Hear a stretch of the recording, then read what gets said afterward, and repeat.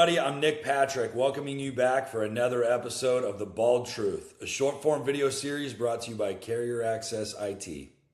Hey, thanks, Nick. And I'm Chad Weiss. We're super excited to have Gary Witt, Director of Engineering of Networks and Systems from Carrier Access, join us for our second episode. Gary has had a near 40-year career in the IT industry, mostly here in Iowa, and we're excited as we're sending him off into a retirement here with Carrier Access. So, Gary, thank you so much for joining us, and congratulations on 40 years. Thank you. Glad to be here.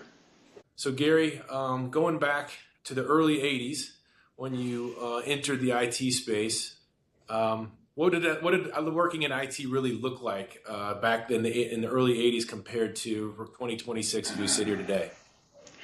Yeah, so that's a super good question. I'll have to do a little history lesson for folks because they won't know. Most people weren't around back then. But the big player back then was IBM and the mainframe that people did not enjoy. I never worked on a mainframe, but I worked on what was called a Mini, and that was built by Digital Equipment Corporation. So to give you an idea, my first job, people paid a lot of money for a piece of computer hardware then, and it took up a lot of space. I was actually a hardware repair guy. So my first job, I moved to Tulsa, Oklahoma as a 19-year-old kid, and my machine ran 24 by 7, 6 days a week because I was in the Bible Belt, so she didn't run on Sunday. And when she broke... More like 24 by 6 then. Yeah, 24, 20, well, yeah, that'd take a little time off. But I was the guy they called when it was broke, and that's where I get a lot of my independence is when will it be back up? When will it be back up? Relax, we'll get it back up. So you're kind of like the Maytag repairman. Except I got called. You got calls. You weren't bored at home. All right, I got yes. you. Yeah. All right, so this is way back when IT, I don't know, maybe IT didn't even have a name yet, but what would you say was the most exciting piece of technology you worked on? Let's say in the first 5-6 years, what would you say was the most exciting stuff out there? So the Mini I worked on had 128 terminals on it. So, green screen terminals. A lot of stuff was happening back then. Wang Corporation, so you guys all knew I worked at Cisco a long time. That's where John Chambers cut his teeth, so that's the plug for Wang. But I worked on this Digital Equipment Corporation at 128 terminals, had disk drives attached, and they were smart enough to build this networking device to tie all 4 of these systems together, and they could share data across all 4. And that was cool at that time because this was before there were PCs, the standalone PCs. So being able to tie it all together was pretty darn cool. Yeah. To give you another idea, it was leased line connectivity. That's where MCI got its start in leased lines, 19.2. And that is slow, but boy, we thought we were humming at 19.2. So 82, what piece of equipment or what technology that exists today that like people wouldn't imagine they couldn't even do their job, taking care of mainframe equipment in Tulsa, Oklahoma, back in 82? So there were a lot of things that happened. I was an early user of Unix, and let's put this in perspective. Today, everybody connects via IP on their laptop, and it's in the stack. It's built into the PC. That wasn't how it was back then. You bought that as an additional program. You bought NFS, which Sun developed, and you mounted disk drives remotely with that. So that was the early stuff. One thing that everybody takes for granted today is the personal computer, the iPad. Your phone has more power in it than the mainframe had back then. And then the internet. My gosh, when the internet.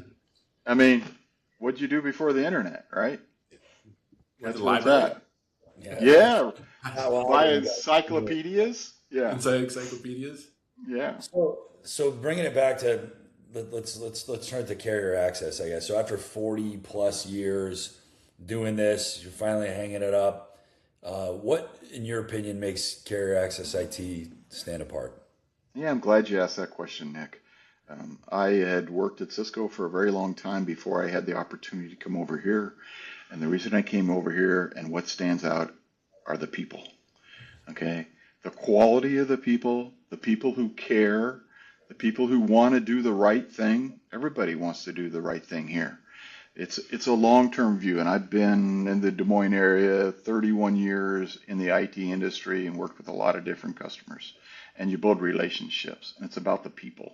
And that's what stands out here is the culture, the people do the right thing, have the right value system. Right? That's what makes it unique and makes it really fun and very enjoyable. Yeah, I love hearing that. I haven't been here nearly as long as you have, Gary, but I echo that. That's one of the differentiators for sure is people and caring about the people that you do business with. So thanks for sharing that. We're going to do a little fun stuff, but congratulations on an amazing career. We're thrilled and honored to have you build up what Nick and I are trying to continue to grow here. And we're excited about the team you've built that's allowing us to get close to our clients and build intimacy and solve problems for them. So thank you for everything you've done for Carrier Access, Gary. Now, some goofy stuff. Okay. All right, real quick. You have a magic wand. You're the Oz of IT. What are you going to fix first? Communications. Everything is about communications. All your disagreements is about communications. I'd fix communications. Yeah, I like it. Okay. I think I know what you're going to say because I think everybody's going to say the same thing. But what's the most overused tech buzzword out there right now? Yeah, so I won't give you a great answer because I'm going to say AI, it's not overused. It's the changing factor. Just like the internet changed things, allowed a lot more people to get a lot more information. Think about it back then. You didn't have YouTube. You couldn't go watch a video how to do something. You couldn't Google something to figure it out. AI is going to do the same thing, only dramatically more, in my opinion. Yeah. Oh, not overused, but it's out there, right? Yeah, for sure, and it's real. Okay, closing us out. I know you're a big sports fan. You've been in Iowa for a long time, but this is part of our thing. Nick's in Omaha. I'm here in Des Moines. We need to know the answer. Huskers or Hawks? Is there even a choice? It's got to be the Hawks. Hey, go Hawks. Go Hawks.